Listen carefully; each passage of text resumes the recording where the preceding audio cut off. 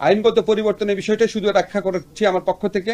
একটা হচ্ছে আমরা দেখতাম নারীর প্রতি সহিংসতা বা নারীর প্রতি নির্যাতন, রেপের মতো কেসে ইনভেস্টিগেশন যে অফিসার ছিলেন, ইনভেস্টিগেশন অফিসার যখন 30 দিনের মধ্যে তদন্ত কাজ সম্পন্ন করতে না পারলে ওনাকে চেঞ্জ করে আরেকজনকে দেওয়া হতো, আরেকজন না পারলে তাকে চেঞ্জ করে আরেকজনকে দেওয়া হতো।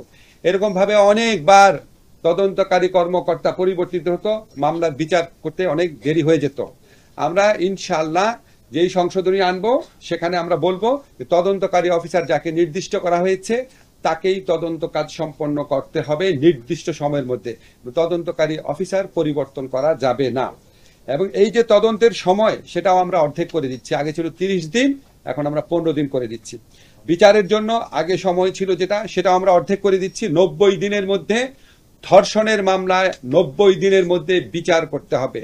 ধর্ষণের মামলা 15 দিনের মধ্যে তদন্ত কাজ শেষ করতে হবে। এবং ধর্ষণের মামলা যদি 90 দিনের মধ্যে বিচার সম্পন্ন নাও হয়, এই অজুহাতে কাউকে জামিন দেওয়া যাবে না।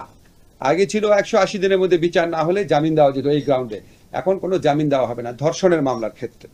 এছাড়া আমরা ধর্ষণের মামলার ক্ষেত্রে বিচারের ক্ষেত্রে যদি কোনো রকম গাফলতি থাকে তার ব্যাপারে ডিপার্টমেন্টাল অ্যাকশন নেওয়ার পদক্ষেপ সুনির্দিষ্ট বিধান আমরা আইনে সংযোজন করব। এছাড়া আমরা ধর্ষণের মামলার ক্ষেত্রে একটা সমস্যা হতো যে আপনারা জানেন যে ডিএনএ সার্টিফিকেট লাগতো। আমাদের দেশে সমস্ত অঞ্চলে ডিএনএ সার্টিফিকেট নেওয়ার সিস্টেম নাই, সুবিধাটা নাই। ফলে এই ডিএনএ সার্টিফিকেট নেওয়ার জন্য শুধু যে ভিকটিম তার না, অ্যাকিউজ যে পার্সন আসামি তারও ডিএনএ একটা ফরেন্সিক রিপোর্ট লাগতো। এই ডিএনএ ফরেন্সিক রিপোর্ট করার সুযোগ সুবিধা অত্যন্ত অপ্রতুল। এই জন্য ধর্ষণের মামলার বিচার অনেক দেরি হয়ে যেত। তো আমরা স্টেক হোল্ডার সাথে আলাপ করে একটা সংশোধনী আনবো যে উপযুক্ত ক্ষেত্রে বিচারক যদি মনে করে শুধুমাত্র মেডিকেল সার্টিফিকেটের ভিত্তিতেই এই মামলার বিচার কার্য এবং তদন্ত কার্য চালানো সম্ভব, তাহলে সেরকম ব্যবস্থা উনি নিতে পারবে। আপনারা মাগুরের ঘটনা যদি দেখেন, মাগুরার ঘটনার মতো ক্ষেত্রে এরকম আরো অনেক ঘটনা ঘটতে পারে যেখানে আসামিরা হাতে নাতে ধরা পড়ে।